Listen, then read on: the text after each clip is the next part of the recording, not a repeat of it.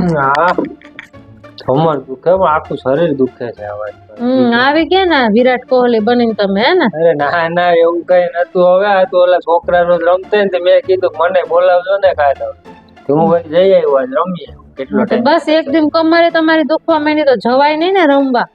એ તો દુખે જ ને. હવે કેદી ના રહીમાં ના હોય તો કમર તો દુખે ને જરા. દુખે જ ને. ઈ બધું મૂકો તમે. આ બાજુવાળા ભાઈ ને ભાભી ને કેવો ઝઘડો થયો. કેમ કેમ ઝઘડો થયો? હવે તો ખબર નહીં પણ ઓલા ભાભી કેવા મોટે મોટે તો ઓલા ભાઈ ને કેવા તમારામાં તો બુદ્ધિ જ નથી ને તમને કઈ ખબર જ નથી પડતી ને આમ ને તેમ કેટલું બિચારા બોલતા હતા. એ તો હવે કોક બાયુ નો જીભડો એવો હોય બળબડ કરતી હવે એમાં કઈ ધ્યાન ન દેવાનું. એટલે તો મને ટોન્ટ મારો છો. અરે તને નહીં આવે તારે આપણે બેને ક્યાં કોઈ દી ઝઘડો થયો? કાંઈ વાંધો નથી. બહુ મસ્ત ચાલે છે બધું સંસાર. હવે એ તો એનું કહું છું કે કોક બાયુ નો જીભડો એવો હોય તો બોલતી હોય. પાછા તો ઓલા ભાઈ ને કે ઘરની બહાર નીકળો જોઈએ તમારા ટાટિયા ભાંગી નાખવું ઈ કે નીકળા ઘરની બારોબાર તો ખબર પડે. એ આળો નબળો એકાદો રાખ્યો હોય ને બેટ તો ખબર પડે આમ ઘરમાં.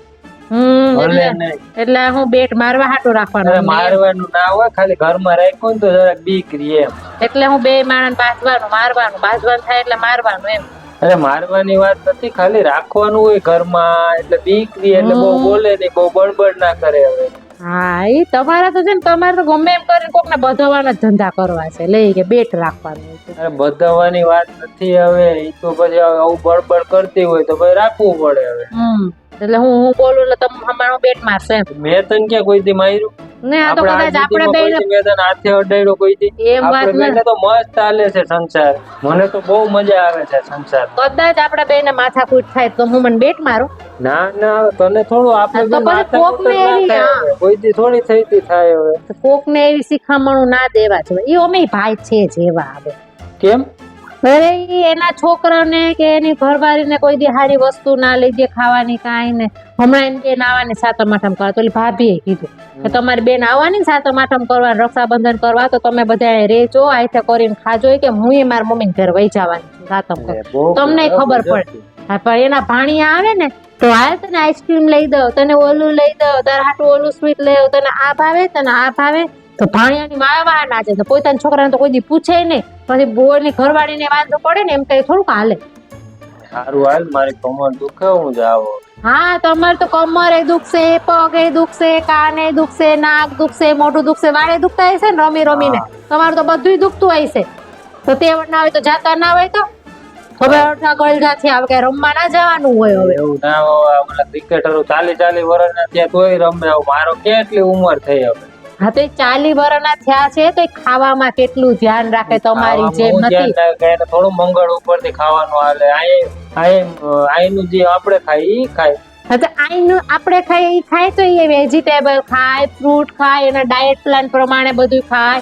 અલગ અલગ જ્યુસ પીવે. તમારે જેમ ના હોય કોલ્ડ ડ્રિંક્સ પીવે અને બહાર જાય તો કે હું ઢોસા ખાઈને આવીશ મારું જમવાનું ના બનાવતી, તો કે હું વડાપાવ ખાઈને આવીશ મારું જમવાનું ના બનાવતી.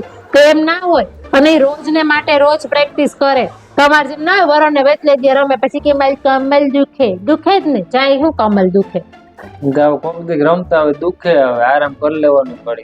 રમીને પછી આરામ કરવાનો. એ બધું તમારું સારું. મને તો બિચારા ભાભી ની ઉપાધિ થાય. હા હવે ગળે પડ્યા હોય ને તો પછી કે હોય ના જવાનું, આયા લેવાના હોય. એટલે તો હું મને સંભળાવવા માંગો છો કે ગોળે તમાર પડી એમ? અરે ના એમ વાત નથી. હું તને કહું કે તું વહી જા. તું કઈ વહી જવાની છો? હું છે ને જાવ. હા તો વાત એમ છે કોઈ જવાનું નથી, ખાલી વાતું હોય. કોઈ વાતું ના કરે. કંટાળી જાય તો વયાઈ જાય. એક જેવા નાટક કરો ને તો પછી કોઈ કંટાળી નહીં વયું જાય. હવે કોઈ જવાનું ના હોય ને. હવે બધું ભાઈ નું હવે હું જાઉં છું. મારી કમર દુખે. હું આરામ. તમારી તો કમર દુખે જ ને. એના જે માથાકૂટ આપણે થાય આ બીજાની વાતમાં આપણી વાત વચમાં લઈને ઉભા જ હો તમે. જઈ હોય કઈ તો આ તો હું હારીને સમજુ છું કે તમારા આરે પડી છું કઈ માથાકૂટ નથી કરતી. પણ તું તો બહુ સમજુ રે. હા બહુ સમજુ છું એટલે જ હાલે છે. જાવ તમે ભી જાવ. કમર દુખતી હોય તો જાવ નહીં. હાલો ભાઈ હાટું થઈને આપણે માથાકૂટ ખોટી વધશે એના કરતા. હું જાઉં.